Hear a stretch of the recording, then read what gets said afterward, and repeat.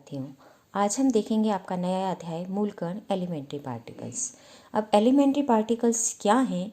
ये वो कण हैं जो कि अन्य और मौलिक कणों से मिलकर बने हुए नहीं माने जा सकते। ये अपने आप में स्वयं पूर्ण माने जाते हैं, ऐसे कण कहलाते हैं मूल कण। इनके स्वयं में ही अपनी एक सत्ता होती है। आज हम देखेंगे कि इन मूल कणों की खोज ऐतिहासिक रूप से जो शुरुआती दौर में हम देखेंगे कि इनकी मूल कणों की खोज कैसे हुई और इनका वर्गीकरण हम कैसे कर सकते हैं। तो 19वीं सदी के प्रारंभ में ये माना गया कि मूल कण कौन है? एक परमाणु ही अपने आप में एक मूल सत्ता है, मूल कण है, और ये अन्य घटकों से मिलकर बने हुए नहीं हैं, और परमाणु को एक अविभाज्य कण माना गया। और 19वीं सदी के अंत में जब जे थॉमसन की खोज से यह तथ्य गलत प्रमाणु हुआ कि इलेक्ट्रॉन भी वहाँ पर उपस्थित हैं, यानी परमाणु में क्या उपस्थित हैं? इलेक्ट्रॉन है। तो इलेक्ट्रॉन है तो इसका मतलब एक मूल कण में एक अन्य कण उपस्थित है, तो इसका मतलब परमाणु मूल कण नहीं हो सकता है। और 19वीं सदी में ही 1911 में अगर हम देखें तो 20वीं सदी की शुरुआत में रदरफोर्ड ने जो प्रयोग किया, उसने जब सोने की पन्नी पर अल्फा कणों का प्रहार कराया, तो उस प्रयोग को हमने शुरू में ही देखा है इस नाभिकीय भौतिकी के प्रारंभ में ही कि उनके स्कैटरिंग बहुत अधिक कोणे से हुई और एक कण तो उल्टा ही लौट आया, कुछ कण उल्टे ही लौट आए। तो उससे पता लगा हमें कि इसका मतलब संपूर्ण धनावेश एक केंद्र पर केंद्रित है, जिसे नाभिक नाम दिया गया। और नाभिक में खोज हुई 1919 में कि नाभिक में क्या पाए जाते हैं? प्रोटॉन पाए जाते हैं। और तो इसके आधार पर हमने प्रोटॉन इलेक्ट्रॉन परिकल्पना भी परमाणु के लिए दी गई, वो भी हमने देखी। अब उसके बाद इलेक्ट्रॉन और प्रोटॉन को ही क्या माना जाने लगा? मूल कण माने जाने लगा कि परमाणु किससे मिलकर बना है? इलेक्ट्रॉन और प्रोटॉन से मिलकर बना है, इसलिए इलेक्ट्रॉन और प्रोटॉन ही क्या है? मूल कण है।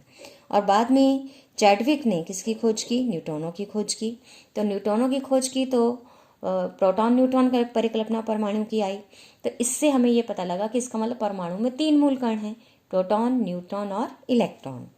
अब जब हमने रेडियो एक्टिविटी को समझना चाहा, तो ये हम देख चुके हैं पूर्व के अध्यायों में कि पाउली ने किसकी परिकल्पना दी थी? न्यूट्रिनो की। तो एक कण की और परिकल्पना प्रस्तुत की गई, न्यूट्रिनो की। तो यानी प्रोटॉन, न्यूट्रॉन, इलेक्ट्रॉन तो मूल कण माने ही गए, उसके अलावा एक मूल कण और माना गया, न्यूट्रिनो।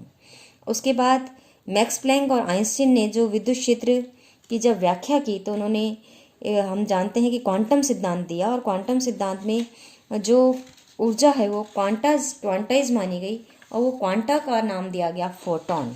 तो इसका मतलब एक और मूल कण का नाम दिया गया जो विद्युत चुम्बकीय क्षेत्रों के लिए, और वो था फोटॉन।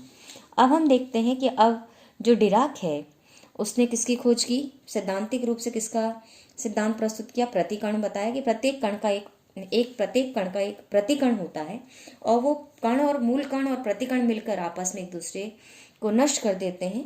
यानी कि और विपरीत परिस्थितियों में अगर हम देखें तो जैसे कि हमने फोटॉन के लिए देखा है कि फोटॉन विपरीत परिस्थितियों में और अगर उचित हो उसके उत्पादन के लिए, तो कण और प्रतिकण दोनों का उत्पादन करता है, जिसे हम कहते हैं पेयर प्रोडक्शन, जो कि आपने गणितीय भौतिकी में भी पिछले अध्यायों में पढ़ा है। और इसी तरह इलेक्ट्रॉन के प्रतिकण पॉजिट्रॉन की खोज हुई, और फोटॉन का प्रतिकण वो स्वयं ही माना गया। और नाभिकीय प्रबल अनन्य क्रियाओं को समझने के लिए भी पायोन कणों के विनिमय का सुझाव दिया गया युकावा ने।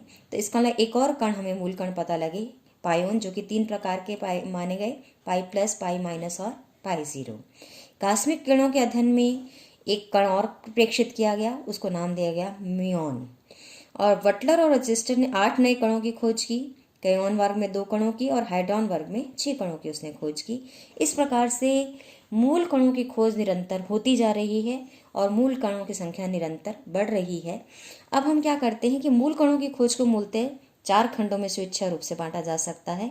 प्रथम चरण माना गया लगभग 1932 तक, जिसमें 6 मूल कण माने गए जिनकी खोज हुई, electron, proton, neutron, neutrino, photon और पॉजिट्रॉन। द्वितीय चरण में माना गया लगभग 1935 से लगभग 1949 तक, मान लें आप 1950 तक, तो म्यूऑन की खोज हुई, जिसमें 2 प्रकार की म्यूऑन, म्यू प्लस और म्यू माइनस, जिनका द्रव्यमान लगभग इलेक्ट्रॉन के द्रव्यमान का 200 से 300 गुना है। और 1938 और 1950 में लगभग पायोनों की खोज हुई, पाई प्लस, पाई माइनस और पाई जीरो की।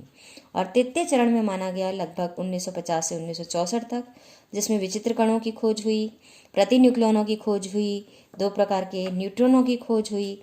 अब हम जाते हैं चौथे चरण पे, और इसके अलावा तृतीय चरण में भी अनेक अति लघु माध्य आयु वाले अनेक कणों की भी खोज हुई, अनुनादी कणों जिसको हम नाम दिया गया, तो अनुनादी कणों की भी खोज हुई। और चतुर्थ चरण में 1964 से आगे का काल माना जाता है। इसमें क्वार्क्स की खोज हुई, और क्वार्क के द्वारा मेसॉन और हेड्रॉन की संरचना को समझने में आसानी हुई हमें, और ओमेगा माइनस कण की व्याख्या हुई। 4 बॉटम और टॉप क्वार्क की खोज हुई, W+- Z0 और टाउ लेप्टॉन की खोज हुई। तो इस प्रकार से बहुत सारे अब तक मूल कणों की खोज हो चुकी है, और इनकी संख्या लगभग 100 से भी अधिक हो चुकी है। और अब कुछ काल की रेखा पर भी इनको दर्शाया जाता है कि जैसे 1895 में इलेक्ट्रॉन का खोज हुई, 1900 में प्रोटॉन की हुई, और 1915 में फोटॉन की हुई, 1930 में न्यूट्रॉन की खोज हुई, 1935 में न्यूट्रॉनों की परिकल्पना दी गई, 1940 में मियोन की खोज हुई, 1945 में पायोन की परिकल्पना दी गई, और 1950 में सिग्मा मूल कण की खोज हुई, 1955 में जाइल की खोज हुई, और 1965 तक आते आते अनुनादी कणों की खोज हुई। तो इस प्रकार ये थे कि किस प्रकार से मूल कणों को खोजा गया, किस किस काल में किस किस मूल कण की खोज हुई। तो इसका मतलब अब जो हमारे सामने है वो बहुत सारे मूल कण हैं, जो कि जिनका कि हमें क्या करना है, वर्गीकरण करना है। तो इसमें कुछ वर्गीकरण प्रचलित हैं, यानी अलग अलग प्रकार, अलग अलग वैज्ञानिक अलग अलग आधार पर इनका वर्गीकरण करते हैं। तो इन कुछ वर्गीकरणों को हम यहाँ देख रहे हैं। जैसे कि पहला जो वर्गीकरण दिया गया, मान लो यहाँ पर जो कुछ वैज्ञानिक देते हैं वो है द्रव्यमान के आधार पर। तो द्रव्यमान के आधार पर 3 प्रकार के कणों की माना गया, लेप्टॉन, मेसॉन और बेरियॉन। लेप्टॉन में कण कौन कौन से, ये म्यूऑन कण माने गए, और आपके पास ये म्यूऑन कण म्यू वाले कण माने गए, और न्यूट्रिनो की खोज हुई। ये है इलेक्ट्रॉन न्यूट्रिनो, म्यू न्यूट्रिनो, ये आपके पास म्यूऑन है दोनों। तो इस तरह से इनके प्रतिकरण की भी खोज हुई, और इनके चक्रण कितने पाए गए, हाफ पाए गए। इनकी अन्योन्य क्रिया क्या होती है, इनके मध्य दुर्बल और विद्युत चुम्बकीय अन्योन्य क्रिया होती है। और इनका जो लेप्टॉन नंबर है वो आपके पास neutrino, electron neutrino, mu neutrino, electron, और आपके पास म्यूऑन माइनस के लिए ये +1 माना गया, और इनके प्रतिकरणों के लिए ये माना गया -1, और बाकी सब लेप्टॉन्स के लिए क्या माना गया, 0 माना गया।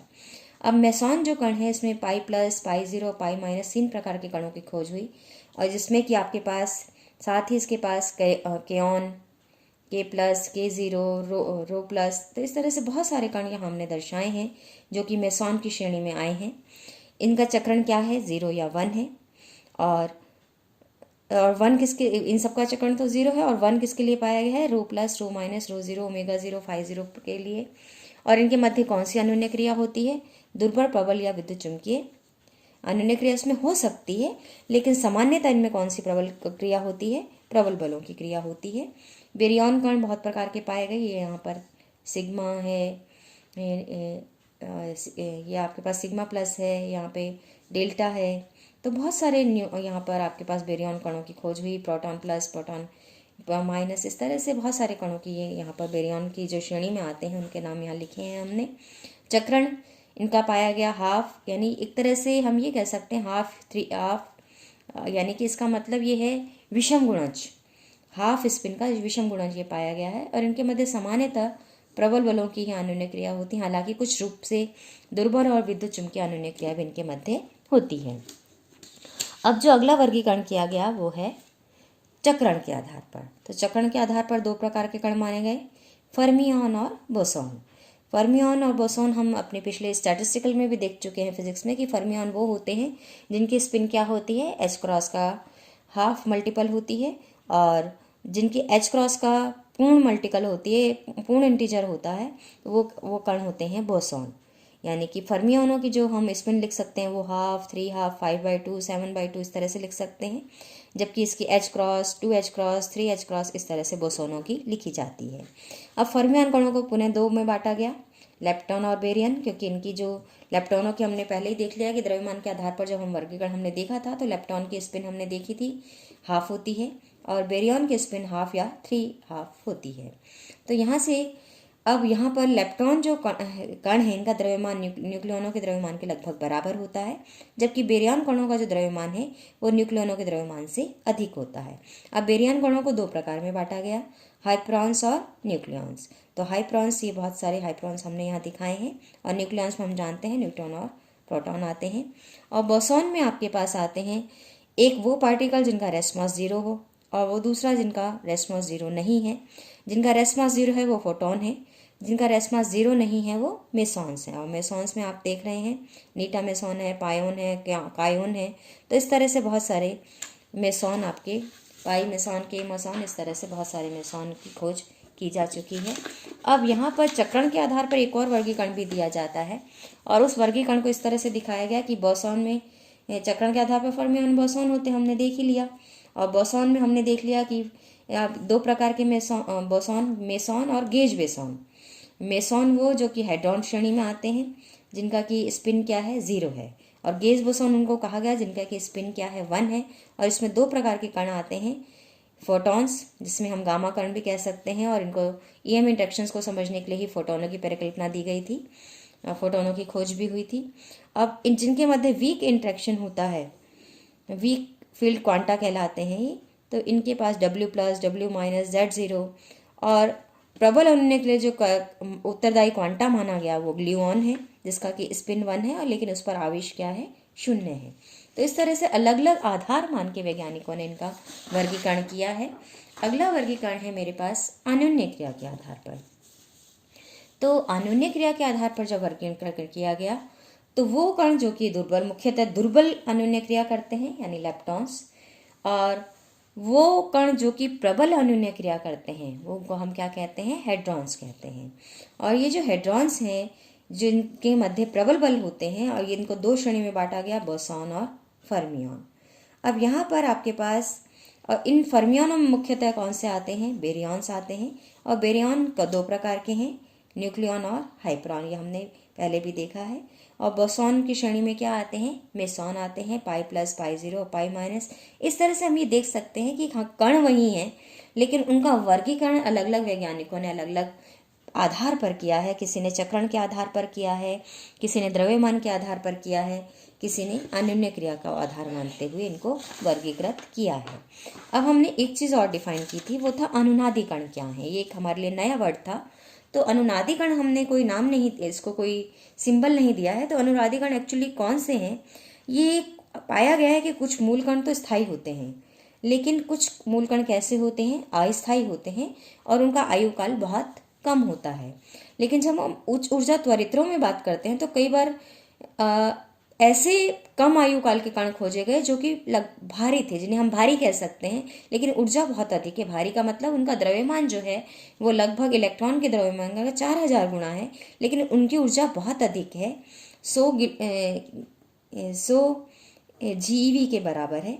तो ऐसे कणों का जो वेग पाया गया वो लगभग प्रकाश के वेग के बराबर ही था, लेकिन ये कण चूंकि इनका द्रव्यमान अधिक है इसलिए केवल बहुत कम, इनका आयुकाल बहुत कम है, इनका वेग अधिक है, आयुकाल बहुत कम है, इसलिए केवल कितनी दूरी तय कर पाते थे, 10⁻⁻15 मीटर दूरी ही तय कर पाते हैं। और ये इतनी कम दूरी क्या तय कर पाते हैं कि इनको हम प्रायोगिक रूप से आसानी से प्रेक्षित नहीं कर पाते। लेकिन इन कणों में कौन सी क्रिया होती है, प्रबल अन्योन्य क्रिया होती है। और स्पेक्ट्रम में लेकिन जब मैं देखती हूँ तो ये कण किस रूप में मुझे दिखते हैं, अनुनादी शिखर के रूप में मुझे दिखते हैं। यानी आसानी से इनका प्रेक्षण तो संभव नहीं है प्रायोगिक रूप से, लेकिन जब स्पेक्ट्रम, ऊर्जा स्पेक्ट्रम की मैं स्टडी करती हूँ तो अनुनादी शिखर में ये कण दिखाई देते हैं। और ऐसे जो कण जो कि अनुनादी शिखरों के रूप में स्पेक्ट्रम में हमें मिलते हैं, जिनका कि मैं ये कह सकती हूँ आयुकाल बहुत कम है, द्रव्यमान सामान्यतः मूल कणों के द्रव्यमानों से अधिक है, ये कण क्या कहलाते हैं, अनुनादी कण कहलाते हैं। तो अब इस प्रकार से जो मूल कणों की जो वर्गीकरण किया गया है, उनकी प्रॉपर्टीज़ क्या क्या हैं, वो किन किन संरक्षण नियमों का पालन करते हैं, और उनके आधार पर कौन कौन सी नाभिकीय विक्रियाओं को हम देख सकते हैं कि वो संभव हैं अथवा संभव नहीं है। यानी बहुत सारे संरक्षण नियम हैं जो इन कणों के लिए भी लागू होने चाहिए। अगर ये किसी अभिक्रिया में हमारे पास निकल के आ रहे हैं तो आगे आने वाले हम अपने लेक्चर्स में देखेंगे कि इन पे कौन कौन से संरक्षण नियम लागू होते हैं, और अगर इन संरक्षण नियमों को हमें लगाना है तो सबसे पहले हमें इनकी प्रॉपर्टीज़ के बारे में जानकारी होनी चाहिए कि ये जितने भी कण हैं, चाहे वो मेसॉन्स हैं, चाहे वो बेसॉन्स हैं, चाहे वो लेप्टॉन्स हैं, चाहे वो हेड्रॉन्स हैं, तो इन सब के गुण क्या क्या हैं वो मुझे पता होंगे, तो ही मैं संरक्षण नियमों को लगा पाऊंगी और ये बता पाऊंगी कि नाभिकीय अभिक्रिया कोई संभव होगी या नहीं होगी। तो अगले अध्याय में हम इन सब का अध्ययन करेंगे। Thank you.